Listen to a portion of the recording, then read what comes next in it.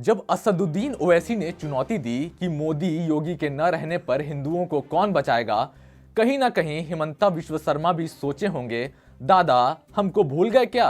नमस्कार, स्वागत है आपका टीएफआई पर और मैं शाश्वत सिंह आपको अवगत कराऊंगा कि कैसे एक ही भाषण में हिमंता विश्व शर्मा ने ओवैसी की ताबड़तोड़ धुलाई करी और कैसे उन्होंने स्पष्ट किया कि अब ओवैसी की दादागिरी और नहीं चलेगी।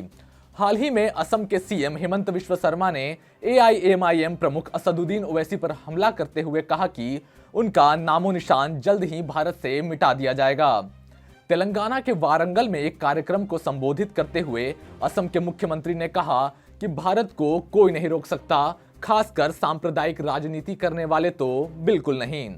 हिमंत विश्व शर्मा ने टिप्पणी की कि जिस तरह से तेलंगाना को निजामी शासन से आजादी मिली थी, भारत जल्द ही ओवैसी के नाम और पहचान का सफाया देखेगा।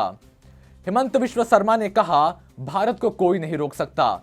जिस तरह से अनुच्छेद 370 को खत्म किया गया, उसी तरह वह दिन भी दूर नहीं जब यहां भी निजाम और ओवैसी का नामो निशान मिटा दिया जाएगा। भारत जग गया है। यह अब छद्म धर्मनिरपेक्षता या सांप्रदायिक राजनीति करने वाले लोगों को स्वीकार नहीं करेगा। आज के परिदृश्य में ओवैसी आगामी चुनाव के लिए उत्तर प्रदेश में बड़े पैमाने पर प्रचार कर रहे हैं। उत्तर प्रदेश पुलिस के खिलाफ उनकी हालिया टिप्पणी की आलोचना हुई जब उनसे पूछा कि जब योगी आदित्यनाथ और नरेंद्र मोदी सत्ता में नहीं होंगे तो लोगों को कौन बचाएगा। इस मामले के बाद मचे बवाल पर ओवैसी ने प्रतिक्रिया देते हुए कहा कि हम इन पुलिस अत्याचारों को याद रखेंगे। क्या यह आपत्तिजनक है? यह याद रखना आक्रामक क्यों है कि पुलिस ने यूपी में मुसलमानों के साथ कैसा व्यवहार किया है? मैंने पुलिस से पूछा, मोदी योगी के सेवानिवृत्ति होने पर उन्हें बचाने के लिए कौन आएगा? दरअसल बीजेपी ने पहली बार ओवैसी परिवार की तुलना निजाम से तब की थी जब 2008 में तेलंगाना विधानसभा चुनाव हुआ था।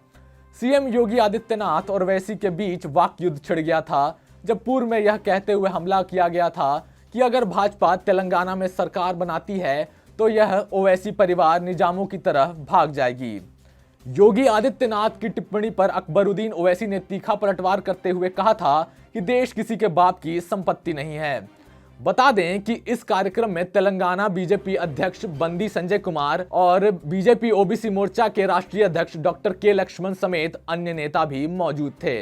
आपको बता दें कि पिछले साल भाजपा ने यह भी मांग की थी कि जिस दिन तेलंगाना और मराठावाड़ा और नांदेड़ के क्षेत्रों को निजामी शासन से स्वतंत्रता मिली थी, उस दिन को आधिकारिक तौर पर तेलंगाना मुक्ति दिवस के रूप में मनाया जाए।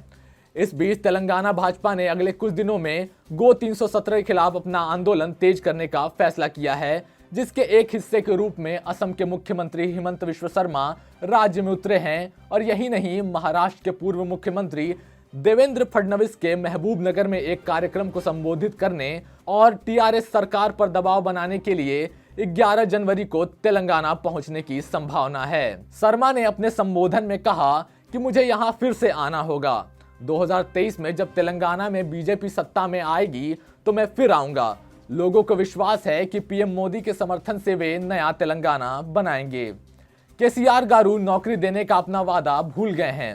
केसीआर गारू को सिर्फ अपने परिवार की चिंता है, तेलंगाना के लोगों की नहीं। मैं उनसे टेलीविजन पर देखने का आग्रह करूंगा कि 1 मई से 10 मई तक मैं 1 लाख सरकारी नौकरी दूंगा, जैसा कि चुनाव प्रचार के दौरान वादा किया गया था। क्या वह किसी राज्य या फार्म हाउस पर शासन कर रहे हैं? मुझे इस पर संदेह है। उन्होंने तेलंगाना के मुख्यमंत्री चंद्रशेखर राव को राज्य में लोगों को रोजगार नहीं देने के लिए फटकार लगाते हुए यह भी कहा कि मेरा राज्य एक छोटा राज्य है और तेलंगाना की जीडीपी 9 लाख करोड़ और असम की जीडीपी 3.5 लाख करोड़ है, लेकिन हम बहुत अधिक काम कर रहे हैं। हमारी सरकार असम में 1 साल में 1 लाख लोगों को नौकरी देगी, लेकिन चुनाव के बाद लोग भूल जाते हैं, जैसे केसीआर 2 लाख नौकरी देने का अपना वादा भूल जाते हैं। अपने एक भाषण में असदुद्दीन ओवैसी और केसीआर को कड़ा संदेश देते हुए हिमंत विश्व शर्मा ने स्पष्ट किया है कि अब इनकी दादागिरी नहीं चलेगी, चाहे स्थिति कोई भी हो। जब तक तुष्टीकरण की कुत्सित राजनीति को जड़ से उखाड़ा नहीं जाता, तब तक हिमंत विश्व शर्मा जैसे लोग चैन से नहीं बैठेंगे।